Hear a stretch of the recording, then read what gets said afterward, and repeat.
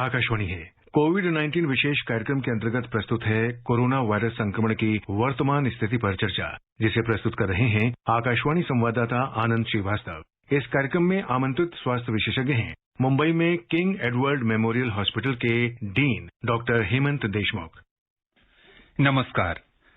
सपनों को सच करने के लिए कड़ी मेहनत के साथ खुद पर भरोसा रखना भी बेहद जरूरी है।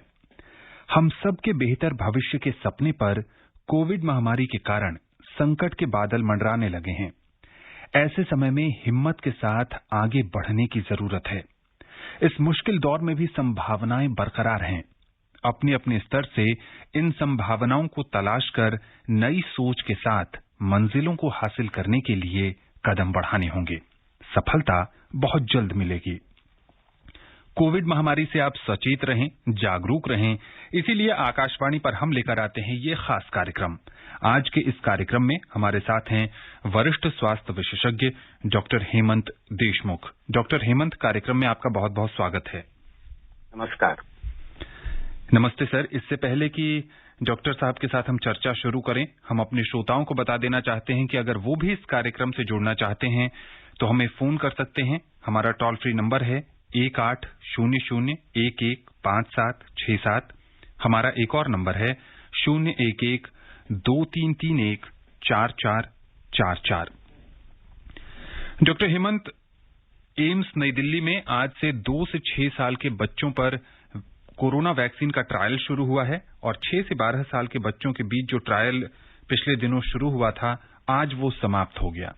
इन सब के बीच जो चर्चा का केंद्र है वो है कोरोना का नया वेरिएंट डेल्टा प्लस। 85 से ज्यादा देशों में इसके मामले सामने आ गए हैं और भारत में भी कई राज्यों में ये पैर फैला रहा है।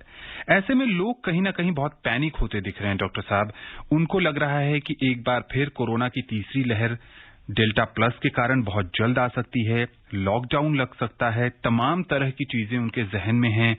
क्या डेल्टा प्लस बहुत संक्रामक वाकई है? क्या कहेंगे आप? डेल्टा प्लस वायरस जो कोविड-19 बीमारी का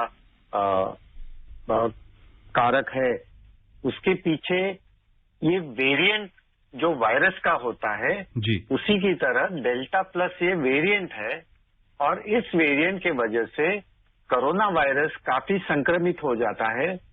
बच्चे हो या बड़े बुजुर्ग हो, सबको ये डेल्टा प्लस वायरस संक्रमित कर सकता है। जी। इस डेल्टा प्लस वायरस में ट्रांसमिसिबिलिटी ज्यादा होती है। ये वायरस डेल्टा प्लस जो होता है, ये वेरिएंट ऑफ कंसर्न कहा गया है जी। और ये जो वेरिएंट है, ये काफी म्यूटेशन के बाद हुआ है। ऑलमोस्ट 14 महीने के बाद आया है, लेकिन इसके अलग अलग वेरिएंट आते रहेंगे क्योंकि ये वायरस है। वायरस हमेशा म्यूटेट होते रहेगा जी, और हर एक को संक्रमित करते रहेगा। जी जी, बिल्कुल। और इन सब के बीच सरकार बार बार लोगों से यही कह रही है कि जो कोरोना प्रोटोकॉल से जुड़े दिशा निर्देश बताए गए हैं, चाहे वो मास्क पहनना हो, चाहे सोशल डिस्टेंसिंग का पालन करना हो, अपने हाथ और मुंह को बार बार साबुन पानी से धोना हो और सैनिटाइजर का इस्तेमाल करना है, यही सावधानियां आप सबको बरतनी है। चाहे कितने भी कोरोना के वेरिएंट्स आ जाएं, यही एकमात्र बचाव है। और अपने नजदीकी टीकाकरण केंद्र पर जाकर 18 वर्ष से अधिक उम्र के लोग जरूर टीका लगवाएं। भारत सरकार निःशुल्क ये व्यवस्था कर रही है आप सबके लिए। बिल्कुल। डॉक्टर हेमंत, एक और सवाल है कि जो लोग कोरोना से ठीक हो गए हैं, उनमें बहुत सारे युवा भी हैं। वो ये जानना समझना चाहते हैं कि वो कब से जिम शुरू कर सकते हैं और बहुत से वैसे लोग जो व्यायाम करते थे अपने घरों में, वो कितने दिनों के बाद से व्यायाम जैसी गतिविधियां दोबारा शुरू कर सकते हैं? सही पूछा आपने। अभी अगर किसी को कोरोना हो जाता है और वो ठीक हो जाते हैं जी, तो इनमें इनकी प्रतिकार शक्ति काफी कम रहती है जी, फिजिकली इनके मसल्स अफेक्ट होते हैं कोरोना वायरस से जी, और पूरे नॉर्मल होने तक इनकी अवधि कम से कम 3 महीने की होती है जी। इनके दरमियान कोरोना वायरस संक्रमित होने के बाद और पेशेंट ठीक होने के दरमियान कभी कभी 6 हफ्ते से लेकर 12 हफ्तों का दरमियान का दिन हो सकते हैं। लेकिन इस दरमियान कोई भी प्रकार की फिजिकल एक्सर्शन यानी फिजिकल एक्सरसाइज यानी जिम जाना बिल्कुल वर्ज करना चाहिए।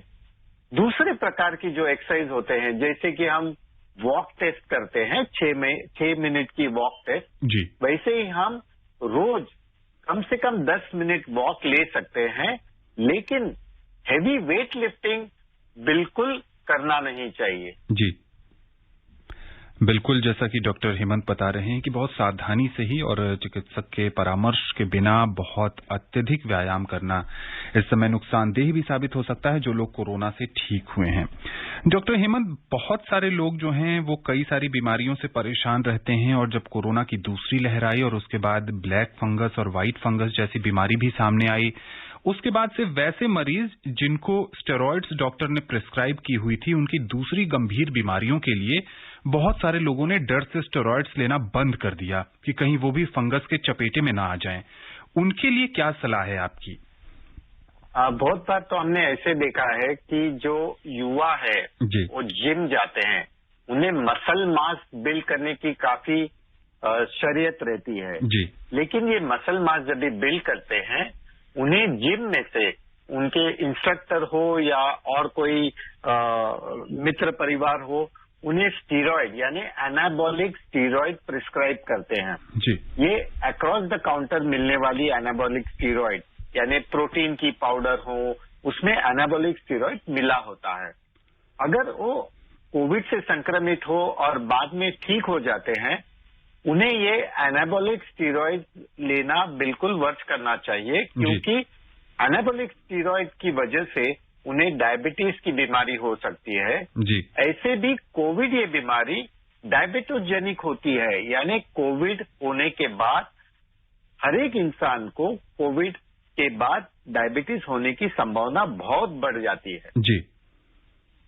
बिल्कुल, तो ऐसे में मरीज क्या करें? जो लोग मधुमेह से पहले परेशान नहीं थे, उनको कोविड हुआ, उसके बाद सामान्य तौर पे ये देखा जाता है कि कोविड के जब लक्षण ठीक हो जाते हैं तो व्यक्ति ज्यादा से ज्यादा ये कोशिश करता है कि अपनी कमजोरी को दूर करने के लिए हाई प्रोटीन डाइट ले या फिर कुछ दिनों तक वो मल्टीविटामिन की टैबलेट लेते रहते हैं। ऐसे में जब आप कह रहे हैं कि मधुमेह का खतरा बहुत ज्यादा बढ़ जाता है, तो कोरोना से ठीक हुए लोगों को आप क्या सलाह देंगे कि वो जाकर अपना शुगर लेवल की जांच कराएं? कितने दिनों तक ये जांच करवाते रहें ताकि उन्हें पता चले कि उनका जो शुगर का स्तर है वो कोरोना के बाद बढ़ रहा है या वो अब भी मधुमेह से पीड़ित नहीं हुए हैं? जिन मरीजों को पहले से यानी कोमॉर्बिडिटी यानी डायबिटीज या शुगर की बीमारी पहले से हो, कोरोना संक्रमित होने के बाद उनके शुगर लेवल जरा अनकंट्रोल हो जाते हैं जी। यानी कि अगर वो शुगर भी नहीं खाते हैं जी, तो उनकी इंसुलिन की सिक्रीशन कम हो जाती है और शुगर की मात्रा बढ़ जाती है जी। ऐसे मरीजों को और ऐसे लोगों को मैं ऐसे बताना चाहूंगा कि कोविड से ठीक होने के बाद बिल्कुल न्यूट्रिशियस फूड यानी हाई प्रोटीन डाइट जी, लो इन कार्बोहाइड्रेट जी, मल्टीविटामिन जी और एंटीऑक्सीडेंट की गोलियां बिल्कुल लेनी चाहिए जी। हमें एक्सेस शुगर जो होती है वो कम करने के लिए हर एक मात्रा में एक्सरसाइज करनी काफी जरूरी है जी। बिल्कुल सही कह रहे हैं, लेकिन अगर इसको और सरल शब्दों में श्रोताओं के लिए आपसे पूछें डॉक्टर साहब, तो बहुत सारे लोगों के बीच ये है कि अगर पहले से किसी को मधुमेह है, वो कोरोना से संक्रमित हुआ, अब बहुत सारे डॉक्टर्स ये कहते हैं कि आप मौसमी फल का ज्यादा से ज्यादा सेवन करें, चाहे वो तरबूज हो, खीरा हो, अनानास हो। ऐसे में उनको लगता है कि मुझे तो शुगर की बीमारी है, मैं अगर फल खाऊंगा, फल मीठे होते हैं, तो मेरा लेवल और अप हो जाएगा। क्या कहेंगे आप? बिल्कुल सही कहा आपने। हर एक फ्रूट में शुगर की लेवल थोड़ा ज्यादा होती है, तो हम तो शुगर की सेवन से थोड़ा वर्जित रहेंगे जी। हमें बिल्कुल शुगर की मात्रा बिल्कुल कम करनी चाहिए जी। हाई प्रोटीन डाइट हमेशा अच्छा रहेगा। शुगर की लेवल कम करने के लिए जो शुगर वाली फूड आइटम्स है, यानी चाय आप अगर शुगर के बिना पीना चाहोगे तो अच्छा रहेगा जी। वॉकिंग करोगे तो आपकी एक्सेस कैलोरीज कंज्यूम हो जाएगी, और इस तरह से हमेशा अगले 3 महीने से लेके 9 महीने तक जी हमारी शुगर लेवल पे नजर रखना जरूरी है। जी बिल्कुल, जैसा कि डॉक्टर साहब कह रहे हैं कि 3 से 9 महीने तक, यानी कोरोना संक्रमण से अगर आप ठीक हो गए हैं तो 3 से 9 महीने तक अपने शुगर लेवल को जांचते रहें कि कहीं आप मधुमेह की समस्या से परेशान तो नहीं हो रहे हैं। डॉक्टर साहब, अगर टीकाकरण की बात करें तो 21 जून से देश भर में व्यापक टीकाकरण अभियान चल रहा है। सरकार यही कोशिश कर रही है कि हर व्यक्ति को निःशुल्क टीकाकरण की सुविधा उपलब्ध कराई जा सके ताकि कोरोना की तीसरी लहर या आने वाली और भी चुनौतियों से निपटा जा सके।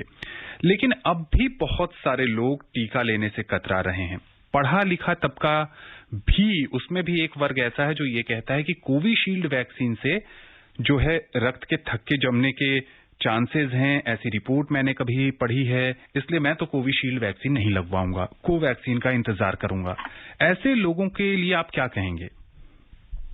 अभी 2 प्रकार के हमारे पास टीकाकरण की व्यवस्था है। एक है कोविशील्ड और दूसरा है कोवैक्सीन। जी, दोनों की एफिशिएंसी और एफिकेसी 70% से ज्यादा मात्रा में होती है। जी, और जिस वजह से अगर आपको खून की बीमारी यानी खून के धब्बे हो जाते हैं, जी, यानी ब्लड क्लॉट्स होने की संभावना अगर बढ़ती है, जी, तो हम सलाह यही देना चाहेंगे कि उनकी जो ब्लड थिनर्स की गोली होती है, जी, वो बंद नहीं करनी चाहिए। जी, काफी लोगों में जो ब्लड प्रेशर या कोरोनरी आर्टरी डिजीज यानी एथेरोस्क्लेरोसिस यानी चर्बी जमा होती है ब्लड वेसल के अंदर, जी, ये बीमारी अगर आपको हो तो आपको ब्लड थिनर्स की ज्यादा संभावना होती है। जी, ये जो क्लॉट्स होते हैं कोविड वैक्सीन के बाद, जी, उसकी संभावना हमारे भारत देश में तो कम है, इसकी इंसिडेंस हमारे देश में, हमारे शहर में काफी कम है। जी, ये ब्लड क्लॉट्स की जो बीमारी होती है टीकाकरण के बाद, जी, यूरोपियन कंट्रीज में ज्यादा दिखाई देती है। जी, इसलिए आप बिन झिझक कोविशील्ड या कोवैक्सीन बिल्कुल लेना पसंद करना चाहिए ताकि आप कोरोना से संक्रमित होने की चांसेस कम हो जाती है। जी। और अगर आप संक्रमित होते भी हैं और आपने टीका लगवाया हुआ है तो आपकी बीमारी जो है वो गंभीर स्तर पर नहीं पहुंचेगी। इसलिए भी जरूरी है कि आप जरूर टीका लगाएं, अपने नजदीकी टीका केंद्र पर जाएं। और इस समय सरकार ने ये भी सुविधा दी हुई है कि अगर आप कोविन ऐप पर रजिस्ट्रेशन नहीं कराना चाहते हैं तो अपने नजदीकी टीकाकरण केंद्र पर जाएं, वहां अपने पहचान पत्र के साथ जाएं, वहीं पर आपका पंजीकरण हो जाएगा और वहीं आपको टीका भी लगा दिया जाएगा। डॉक्टर साहब, यहाँ एक और प्रश्न ये उठता है कि जब ये कोरोना की दूसरी लहर आई तब आप जैसे स्वास्थ्य विशेषज्ञों ने और सरकार ने भी लोगों से कहा कि आप 2 मास्क लगाइए। उस समय कहा गया कि जो कपड़े के मास्क हैं वो बहुत ज्यादा प्रभावी नहीं हैं, N95 और सर्जिकल मास्क पर ज्यादा जोर दिया गया। अब जब पूरे भारतवर्ष में दूसरी लहर का प्रकोप धीरे धीरे कम होता दिख रहा है, बहुत सारे ऐसे राज्य हैं जहां मामूली कोरोना संक्रमण के मामले आ रहे हैं, ऐसे में मास्क को लेकर आप क्या लोगों को कहेंगे? यहाँ 2 प्रकार के मास्क होती हैं। जी, जो हेल्थ केयर वर्कर्स होते हैं वो सर्जिकल मास्क पहनते हैं। जी, सर्जिकल मास्क और N95 में काफी डिफरेंस होता है। जी, जो मरीज के सामने हेल्थ केयर वर्कर जाता है उसे N95 की जरूरत ज्यादा होती है।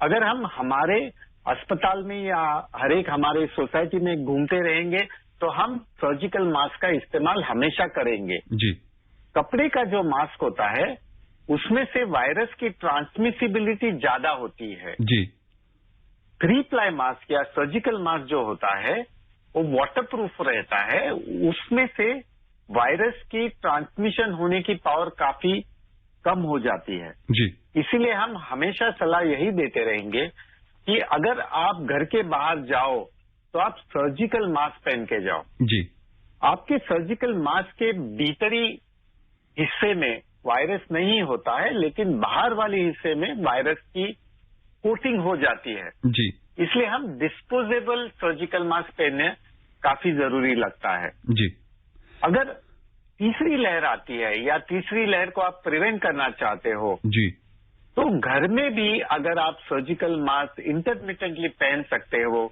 तो अच्छा अच्छा रहेगा, क्योंकि विद इन द फैमिली, हमारे परिवार में या परिवार के दोस्तों में हमारी ट्रांसमिसिबिलिटी इस डेल्टा वायरस या डेल्टा प्लस वायरस की ज्यादा होती है।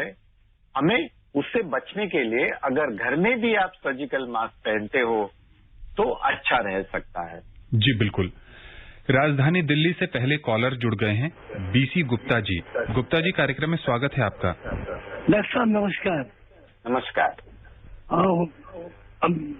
ऐसा है कि मैं शुगर पेशेंट। हेलो जी सर। हाँ, सुन रहे हैं। पेशेंट है और वैक्सीन पहली वैक्सीन हो गई, दूसरी वैक्सीन लगानी है और खून पतले की टेबलेट लेते तो लेनी चाहिए कि नहीं लेनी चाहिए? जी डॉक्टर हेमंत।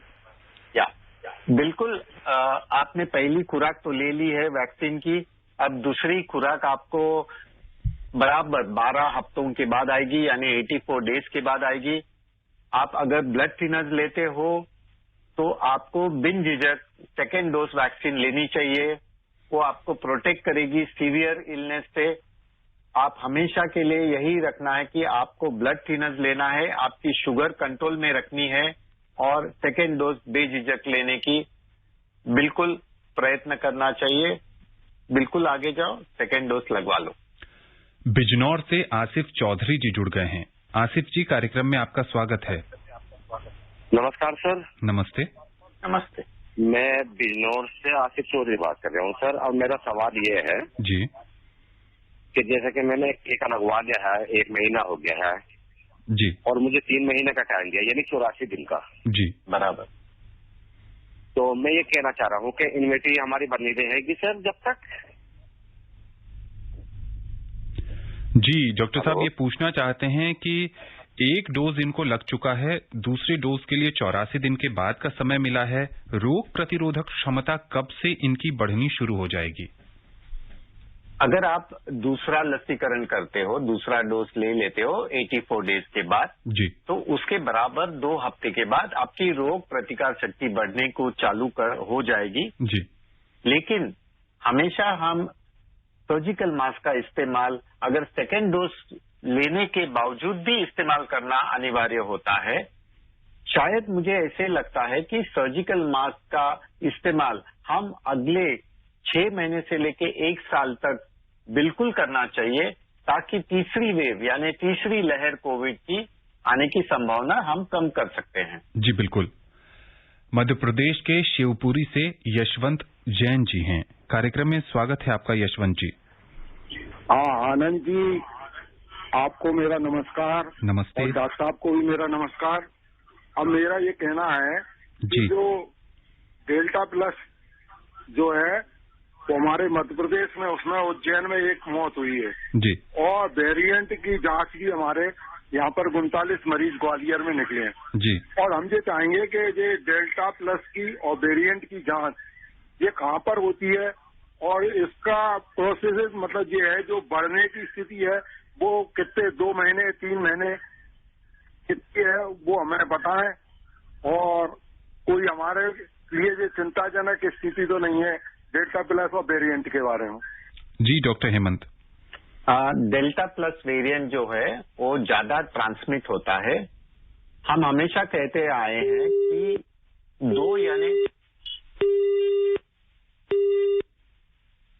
जी डॉक्टर हेमंत। हम हमेशा कहते आए कि डेल्टा प्लस जो वेरिएंट है उसकी ट्रांसमिसिबिलिटी ज्यादा होती है। उसका मतलब वायरस काफी एफिशिएंट हो गया है, 2 इसमों के सामने एक दूसरे को इन्फेक्ट कर देता है। तो इसलिए हम हमेशा कहेंगे कि हम फिजिकल डिस्टेंस हमेशा 2 लोगों में रखेंगे। डेल्टा वेरिएंट हो या सादा डेल्टा हो या सादा कोविड-19 वायरस हो, जी, अगर आप अच्छी तरह से फिजिकल डिस्टेंस मेंटेन करते हो और आप अच्छी तरह से मास्क पहनते हो तो आपको डेल्टा प्लस वेरिएंट से कोविड होने की, संक्रमण होने की ज्यादा संभावना नहीं होगी। बिल्कुल। बिहार के दरभंगा से अशोक कुमार मिश्र जी हैं। अशोक जी, कार्यक्रम में स्वागत है आपका। जी नमस्कार डॉक्टर साहब, और आपको भी नमस्ते। मेरे जी नमस्ते। जी कुछ प्रश्न था ये वैक्सीन से संबंध में। जी, एक ये है कि यहाँ जो कुछ लोग वैक्सीन लिए तो उनको चक्कर थोड़ा आया था जी। और एक लोगों को शरीर में थोड़ा चकत्ते टाइप के निकल गए हैं जी तो इसका कितने दिनों तक रहेगी इसको थोड़ा जानना था। जी। और एक और बात जानना था कि जिनको एनीमिया है और जो बहुत कमजोर हैं क्या वो भी वैक्सीन ले सकते हैं? जी डॉक्टर हेमंत। बिल्कुल ले सकते हैं। हमारा अल्टीमेट एम ऐसे होता है कि वैक्सीनेशन के बाद कोविड बीमारी ना हो, अगर हो भी जाती है तो सीरियस यानी ज्यादा आईसीयू की जरूरत ना पड़े। जी। इसलिए हम कोविड की लसीकरण पहला डोज और 84 डेज के बाद दूसरा डोज लेंगे। इसके दरमियान अगर हमें कोविड हो जाती है तो उसके बाद भी हम कोविड की बीमारी से बच सकते हैं, ब्लैक फंगस से बच सकते हैं और डेल्टा प्लस वेरिएंट से बच सकते हैं। जी। अभी की जो कोविड की लसीकरण चल रही है, कोविशील्ड और कोवैक्सीन, ये कुछ मात्रा में हमें डेल्टा प्लस वेरिएंट से भी बचाव कर सकती है। जी।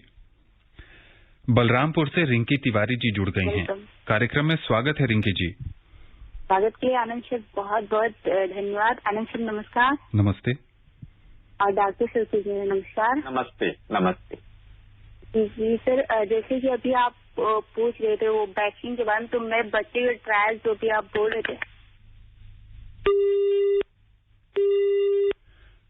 बच्चों के ट्रायल से संबंधित ये जानना चाह रही थी। बहुत सारे श्रोताओं के जहन में ये सवाल है डॉक्टर हेमंत की ट्रायल तो शुरू हो गए हैं, वैक्सीन कब तक आ जाएगी बच्चों के लिए?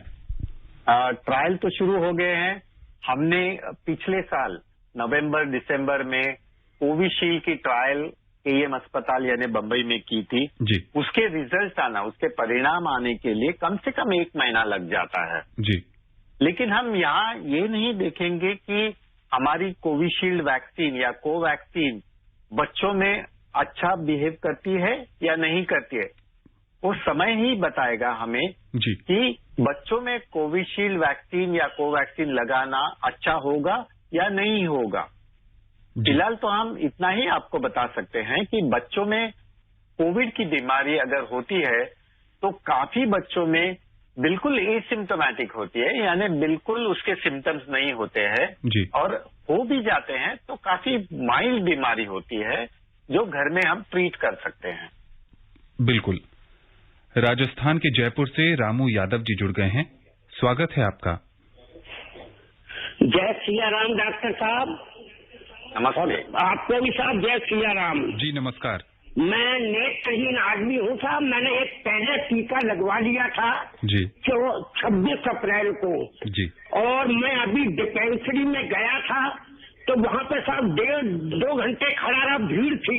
हम जैसे नेत्रहीनों को वहाँ पे जगह नहीं मिली तो हमने तो वापस आ गए बिना टीका लगाए।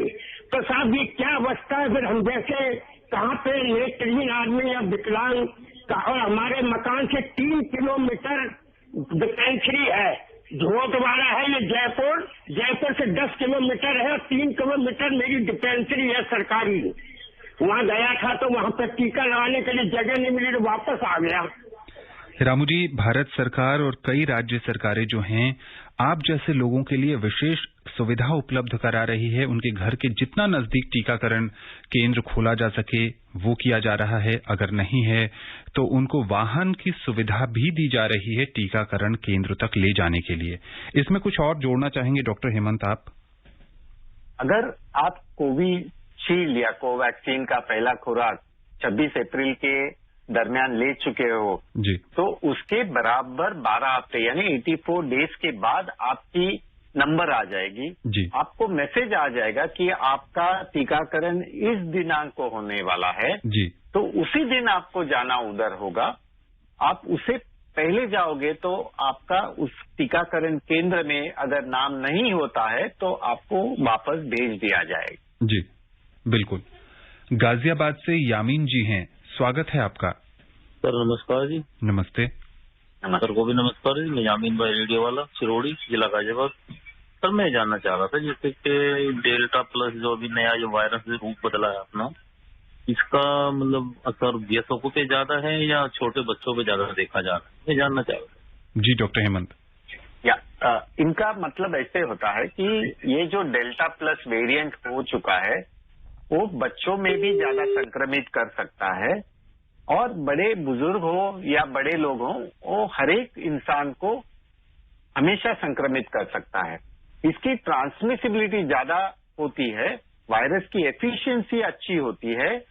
2 लोगों में ये वायरस जल्दी संक्रमित कर सकता है। इसीलिए हमें फिजिकल डिस्टेंसिंग रखना काफी जरूरी है और मास्क पहनना जरूरी है अगर हमें डेल्टा प्लस वेरिएंट से बचना है तो। बिल्कुल। छत्तीसगढ़ से इंद्रभान सिंह जी जुड़ गए हैं, स्वागत है आपका। सर, मैं चिरमिरी क्लासिया कॉलेज, जिला पुरनिया, छत्तीसगढ़ से जी इंद्रभान सिंह बोल रहा हूँ जी। कोविड लक्षण वाले बच्चों की स्क्रीनिंग के लिए कौन सी फीवर क्लिनिक स्थापित करने की सिफारिश की है? जी डॉक्टर साहब, ये जानना चाह रहे हैं कि जो कोविड की तीसरी लहर बच्चों के लिए कही जा रही है, उसके लिए क्या कोई विशेष क्लिनिक की व्यवस्था सरकार शुरू कर रही है? हमारी भारत सरकार ने बच्चों अगर कोविड से संक्रमित होते हैं तो हम उसकी पूर्व तैयारी कर चुके हैं जी। हर एक अस्पताल में, बड़े अस्पतालों में हम ऑक्सीजन बेड की व्यवस्था करते हैं और उन्हें अगर आईसीयू की जरूरत लगती है तो हर एक बड़े अस्पताल में आईसीयू की भी सुविधा उपलब्ध कर देते हैं जी। काफी तक हमने ऐसे देखा है कि बच्चों में माइल्ड बीमारी होती है जी, उन्हें सीरियस बीमारी नहीं होती है। अगर सीरियस बीमारी हो भी जाती है तो उसकी सुविधा के लिए भारत सरकार बिल्कुल तैनात है। हमारे बंबई शहर में हो या महाराष्ट्र में हो या भारत पूरे देश में हो जी, हम तीसरी लहर बच्चों को संक्रमित करने की ज्यादा संभावना होने के कारण पूर्व तैयारी कर चुके हैं जी। राजधानी दिल्ली से अनिल जी जुड़ गए हैं, क्या जानना चाहते हैं आप अनिल जी? हाँ नमस्कार सर। नमस्ते। हाँ मैं सर 3 बातें जानना चाहता हूँ कि जैसे ये वैक्सीन लगवाने के बाद जी क्या घर के मेंबर से कुछ दूरी बना के रखना चाहिए? दूसरी बात यह है कि जो ये डेल्टा प्लस की बात हो रही है, तो जैसे जिन लोगों के 1 डोज लगा है तो फिर तो इम्यूनिटी दूसरा डोज लगने के बाद आएगी, तो इससे उसको कोई प्रिवेंशन नहीं मिलेगा? डेल्टा प्लस की बहुत सारी बातें हो गई, कार्यक्रम में समय बहुत कम है। इनका जो पहला सवाल है डॉक्टर हेमंत की, वैक्सीन लगाने के बाद क्या परिवार के लोगों से दूरी बनाए रखने की जरूरत है? बिल्कुल जरूरी नहीं है, क्योंकि हमने तो वैक्सीन ली है, हमारी इम्यूनिटी बढ़ाने के लिए वैक्सीन होती है जी।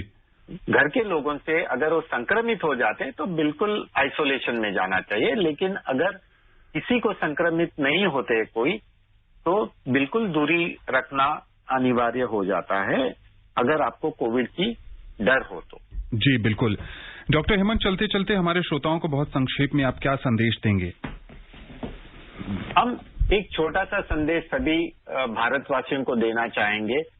अगर आप अपने बच्चों का ख्याल करते हो जी, तो अगर आप खुद की बीमारी से बचेंगे तो ही हम बच्चों को बीमारी से बचाने की कोशिश करेंगे। बहुत अच्छी बात। चलिए, तो डॉक्टर हेमंत, आकाशवाणी से जुड़ने के लिए और विशेषज्ञ राय साझा करने के लिए आपका बहुत बहुत शुक्रिया। तो जैसा कि डॉक्टर हेमंत बता रहे थे कि खुद का बचाव बेहद जरूरी है और बच्चों का बचाव तभी संभव होगा जब कोरोना प्रोटोकॉल के जो नियम हैं, हम उन सरकारी दिशा निर्देशों का पालन करेंगे। जहां भी जाएंगे मास्क लगाकर ही जाएंगे, अपने हाथ और मुंह को बार बार साबुन पानी से धोते रहेंगे, सैनिटाइजर का प्रयोग करेंगे और जहां तक संभव हो सुरक्षित दूरी अपनाते रहेंगे। आप सभी स्वस्थ रहें, खुशहाल रहें और संक्रमण से बचे रहें। नमस्कार। कोविड-19 विशेष कार्यक्रम के अंतर्गत अभी आप सुन रहे थे कोरोना वायरस संक्रमण की वर्तमान स्थिति पर चर्चा, जिसे प्रस्तुत कर रहे थे आकाशवाणी संवाददाता आनंद श्रीवास्तव। इस कार्यक्रम में आमंत्रित स्वास्थ्य विशेषज्ञ थे मुंबई में किंग एडवर्ड मेमोरियल हॉस्पिटल के डीन डॉक्टर हेमंत देशमुख। ये कार्यक्रम आकाशवाणी के समाचार सेवा प्रभाग द्वारा प्रस्तुत किया गया। इसे आप हमारे mobile app news on AIR और YouTube channel news on AIR official पर भी सुन सकते हैं। इस कार्यक्रम के संबंध में आप अपनी प्रतिक्रिया हमें ईमेल कर सकते हैं। पता है airnsgtalks@gmail.com। ये कार्यक्रम फिर से सुनने के लिए लॉग इन करें हमारी वेबसाइट newsonair.nic.in।